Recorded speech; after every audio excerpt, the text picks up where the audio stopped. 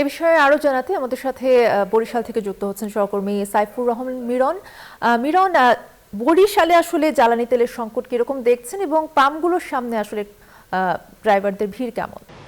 ধন্যবাদ। কি আপনি জানেন যে সারা দেশেই কিন্তু জ্বালানি তেলের একটা সংকট চলছে। বরিশালও কিন্তু এর বাইরে নয়। বরিশালেও কিন্তু আমরা দেখছি যে গত ২ দিনের তুলনায় কিছুটা সংকট কাটলেও এখনও কিন্তু চাহিদা অনুযায়ী জ্বালানি তেল পাচ্ছে না গ্রাহকরা, এমনটাই বলছেন।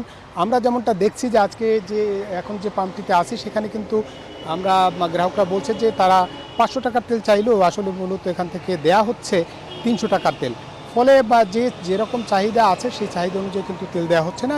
শুরুর দিকে আমরা দেখেছি যে প্রথম দিন ২০০ টাকার তেল দেওয়া হচ্ছিল, পরের দিন আমরা দেখেছি যে ১০০ টাকার তেল দিয়েছে এবং আজকে আবার দেখলাম ৩০০ টাকার তেল দেওয়া হচ্ছে। তবে এই পেট্রোল পাম্প মালিকরা বলছেন যে মানে মূল জায়গা থেকে পেট্রোল সরবরাহ বা পেট্রোল ডিজেল বা অকটেন এর সরবরাহ কম থাকার কারণে কিন্তু এর প্রভাব কিন্তু পেট্রোল পাম্পগুলোতে পড়ছে এবং যার ভোগান্তিতে পড়ছেন গ্রাহকরা বলছেন যে চাহিদা অনুযায়ী তেল না পেয়ে তাদের যে যাত্রা বা তাদের যে কার্যক্রম সেই কার্যক্রমে কিন্তু বিঘ্নিত হচ্ছে।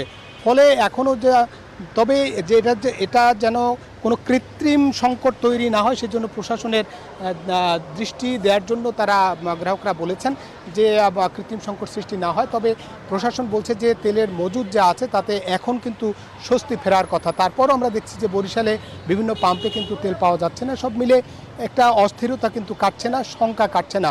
চাইছি যে গ্রাহকরা চাইছে খুব শীঘ্রই এই সংকট দূর হোক এবং তারা স্বাভাবিকভাবে চাহিদা অনুযায়ী তেল পাক, এমনটাই বলছেন গ্রাহকরা। এই ছিল বরিশাল থেকে আমার কাছে পেট্রোল পাম্পগুলোতে পেট্রোল বা জ্বালানি তেলের যে সংকট তার সবশেষ তথ্য। ফিরছি স্টুডিওতে। ধন্যবাদ আপনাকে। সাইফুর রহমান মিরন আমাদেরকে জানাচ্ছিলেন বরিশাল থেকে।